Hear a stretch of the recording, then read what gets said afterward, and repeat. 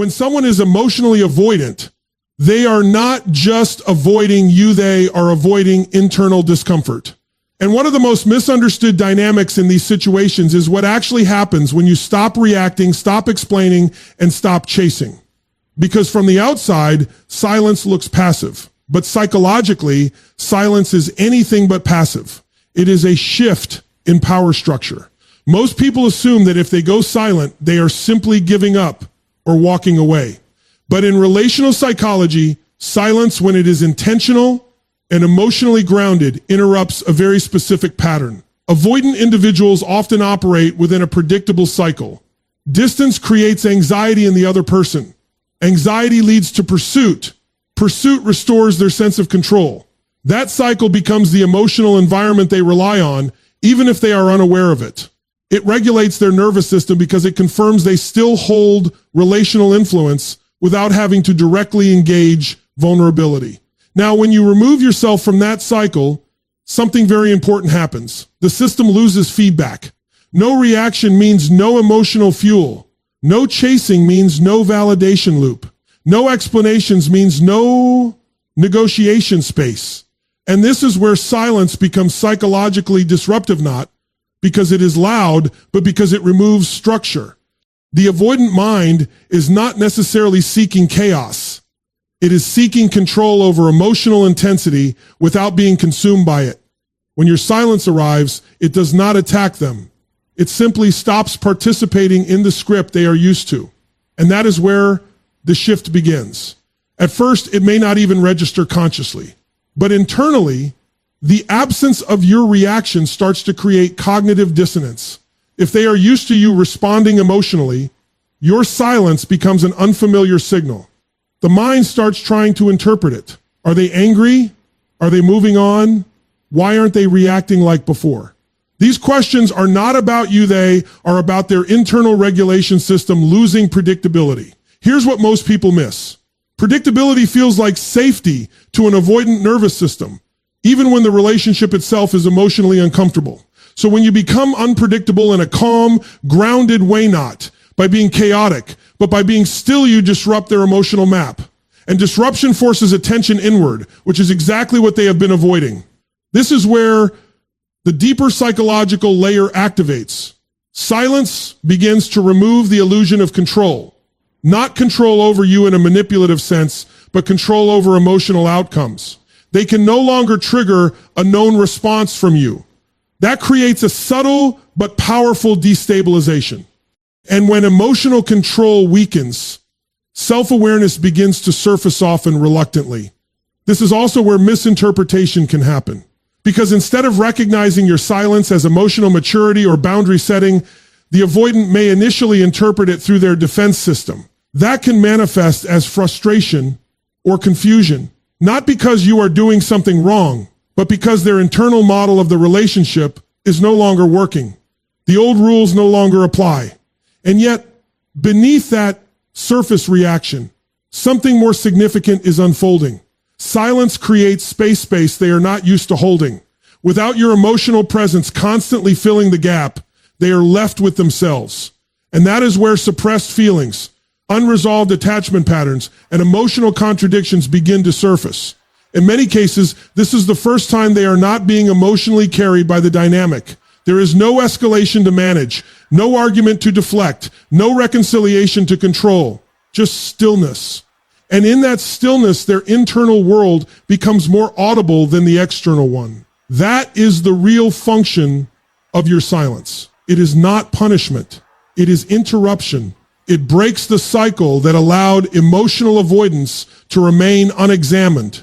And whether they respond with curiosity, discomfort, or resistance, the important shift has already occurred. The pattern no longer runs automatically. Because once silence removes the predictability, the emotional system is forced to adapt. And adaptation always begins with awareness, even if it starts unconsciously. And in that moment, what they can no longer ignore is not you, but the space you left behind and what it reveals about how they relate to connection itself. And once that pattern is broken, something even more uncomfortable begins to surface, because now it's no longer just about control. It becomes about identity. Specifically, the image they hold of themselves. Avoidant individuals don't simply distance from others. They construct a version of themselves that justifies that distance. It often sounds like independence, self-sufficiency, emotional clarity. I don't need much. I prefer space. I don't get attached easily. On the surface, these beliefs appear grounded, even admirable. But underneath, they can function as protective narratives ways to avoid confronting the deeper fear of vulnerability, rejection, or emotional dependence. When you are still engaging, explaining yourself, reaching out, trying to repair their self-image remained intact. Your effort reinforced their position.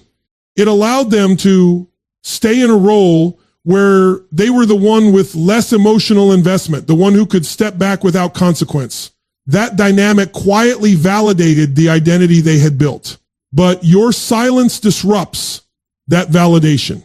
Because now, without your pursuit, there is nothing external holding up that self-concept. There's no one chasing them to confirm they are worth the effort. There's no emotional response they can point to and say, see, this is why I keep my distance.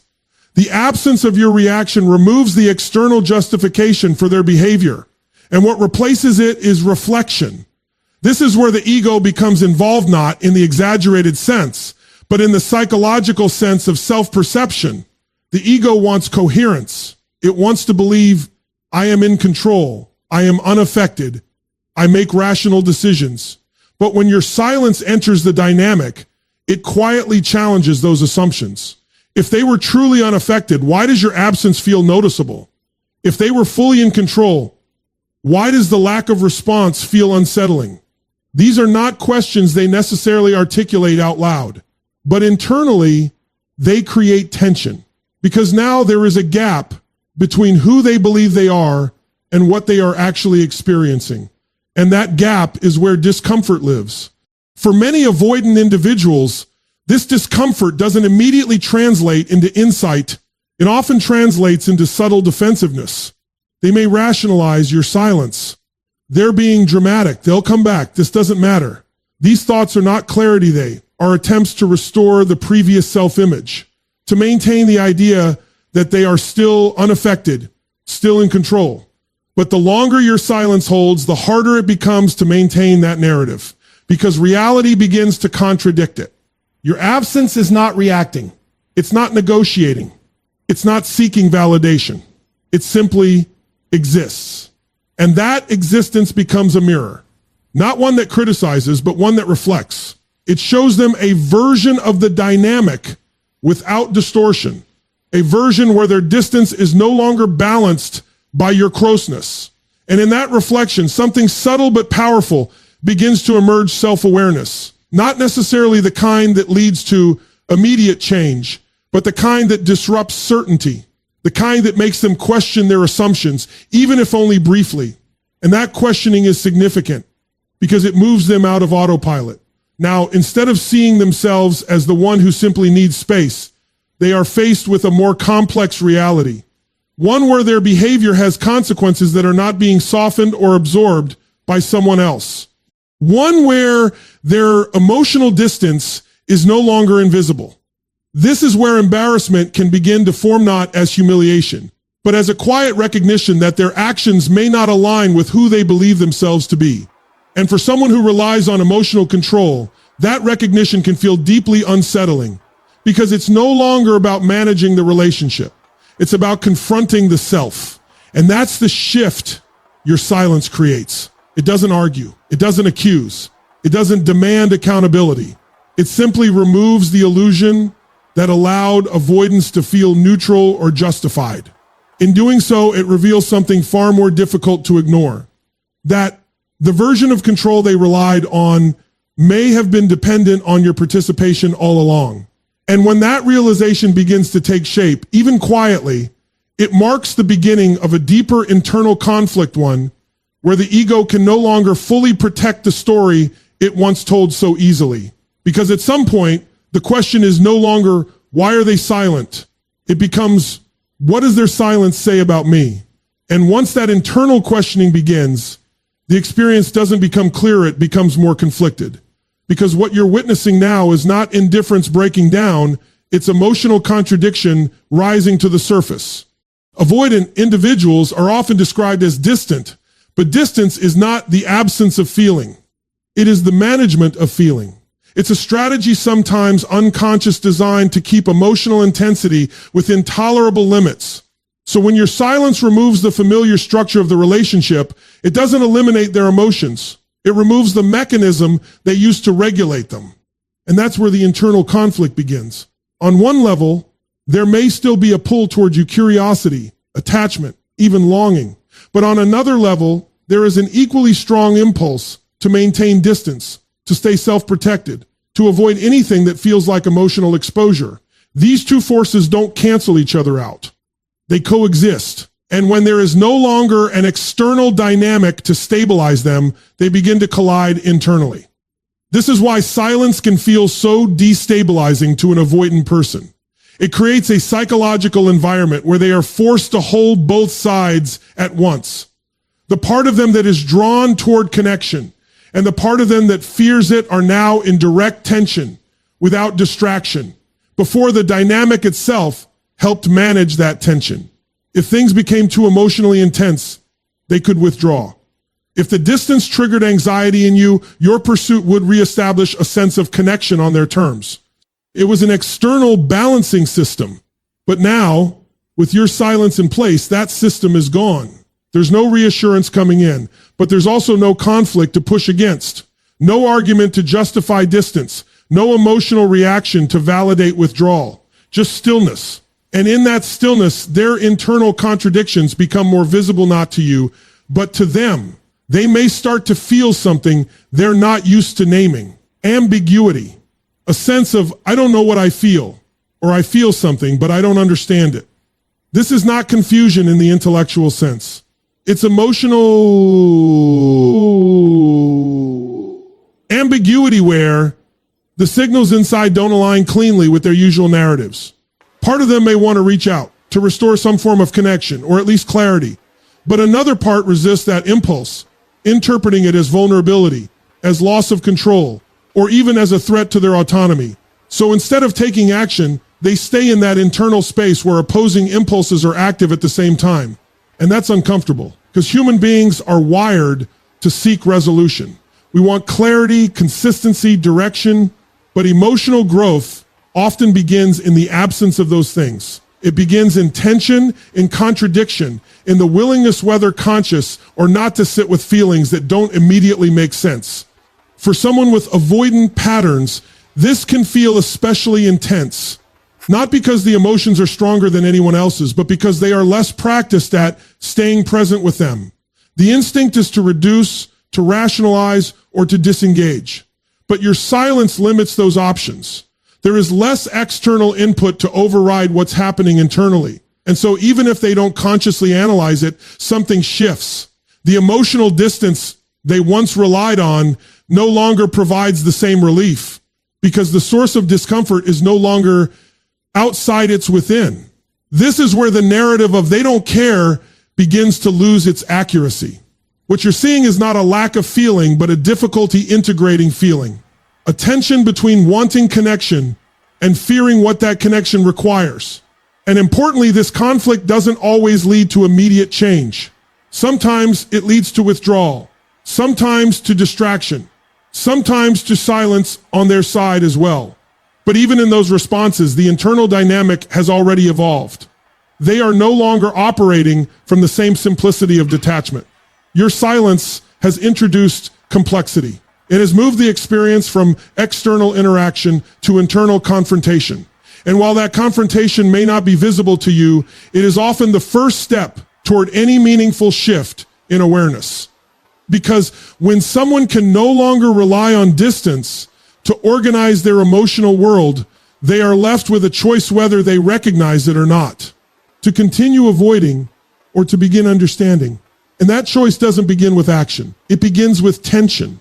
Because it's in that unresolved space where opposing emotions are felt at the same time that the possibility of self-awareness first takes root. And when that internal tension builds without resolution, it doesn't just sit there quietly. It looks for an outlet. And more often than not, what rises to the surface isn't vulnerability, it's anger. Now, this is where a lot of people misread the situation. They see irritation, coldness, even hostility, and they assume this person doesn't care. Or worse, they're just being difficult. But psychologically, anger in this context is not the core emotion. It's a protective response. It's what shows up when something deeper feels too exposed, too unfamiliar, or too difficult to process directly. Because underneath that anger, there is often a far more uncomfortable experience, loss of control, fear of rejection, or even a subtle sense of shame. And those are not emotions the avoidant mind is comfortable sitting with. They challenge the very structure that has allowed them to function emotionally at a distance. Think about what your silence has done up to this point. It has removed the familiar patterns, disrupted their self-image, and forced them into internal conflict. That's already a significant shift. But now, on top of all that, there's something else they can feel, that they no longer have the same access to you. And that matters more than they might openly admit. Because even in avoidant dynamics, there is often an unspoken assumption that the connection remains available even if it's not fully engaged, that they can step in and out, create space, and still find the door open when they return. It's not always intentional, but it becomes part of the relational pattern. Your silence challenges that assumption. And when that realization starts to take hold, when it becomes clear that your presence is no longer guaranteed, that your attention is no longer something they can quietly rely on, it creates a form of emotional exposure. Not the kind that comes from closeness, but the kind that comes from uncertainty. And uncertainty is difficult to sit with. So instead of moving directly into that discomfort, the mind looks for a more familiar emotional response, something that feels more active, more controlled. And anger provides that. Anger creates a sense of direction. It allows them to externalize the discomfort rather than internalize it. Instead of feeling, I might be losing something important, it becomes, why are they acting this way? Instead of, I feel exposed, it becomes, this is frustrating. You can see how the narrative shifts. The emotion hasn't disappeared, it's been redirected. And this redirection serves a purpose. It protects the individual from having to confront emotions that feel more vulnerable or destabilizing. Because anger, in its own way, maintains a sense of control. It keeps the focus outward. It avoids the deeper question of what's actually being felt underneath. But here's the important part. The presence of anger often indicates that something meaningful has been activated. People don't become emotionally charged over things that are truly irrelevant to them. The intensity of the reaction is often proportional to the level of internal disruption. And your silence, by removing the usual pathways of interaction, has created exactly that disruption. This doesn't mean the anger is justified, and it doesn't mean it needs to be engaged with. In fact, responding to that anger in the old pattern, explaining, defending, re-entering the cycle would simply restore the dynamic that allowed avoidance to continue unchecked. What matters is understanding what the anger represents. It's not clarity. It's not resolution. It's a signal.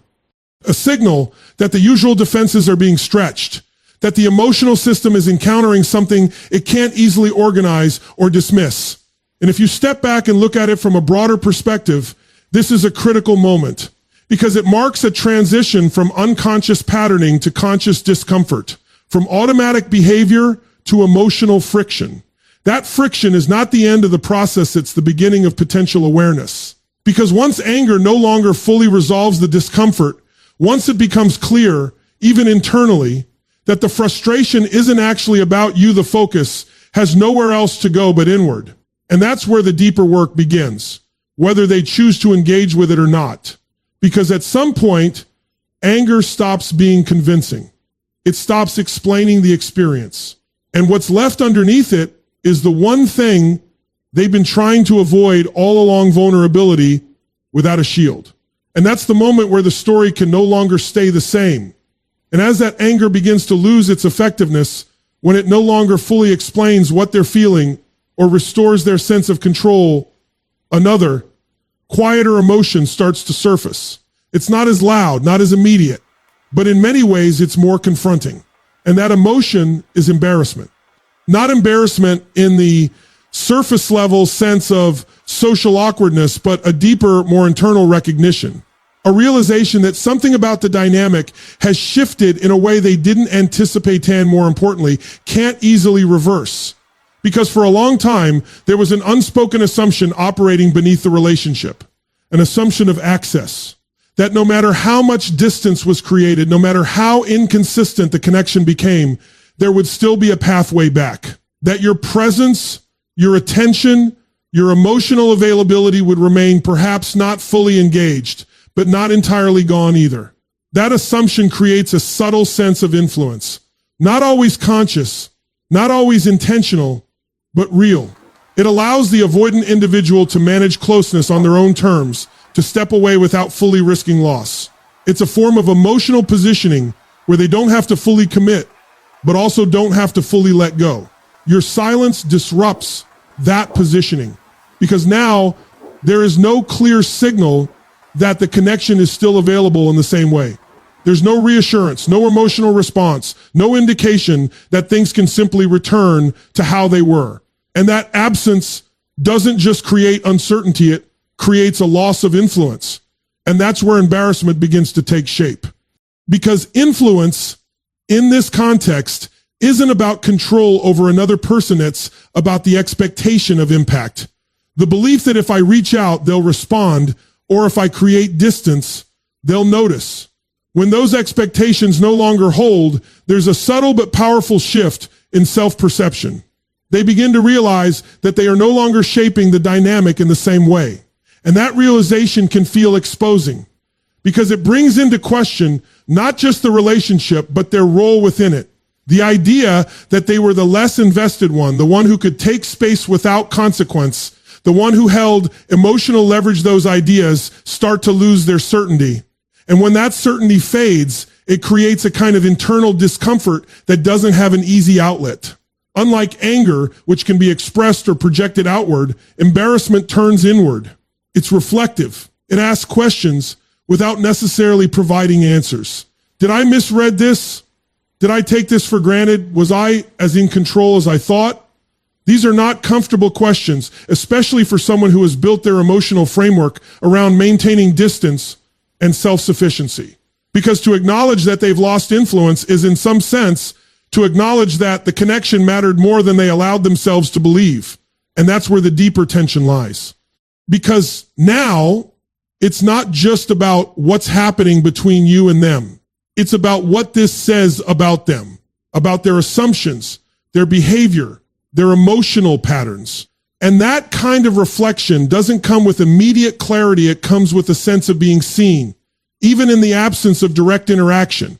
Your silence in this way becomes a kind of mirror, not one that accuses or criticizes, but one that reveals. It shows them a version of the relationship where their usual strategies no longer produce the same results, where distance doesn't guarantee safety, and where access is no longer assumed.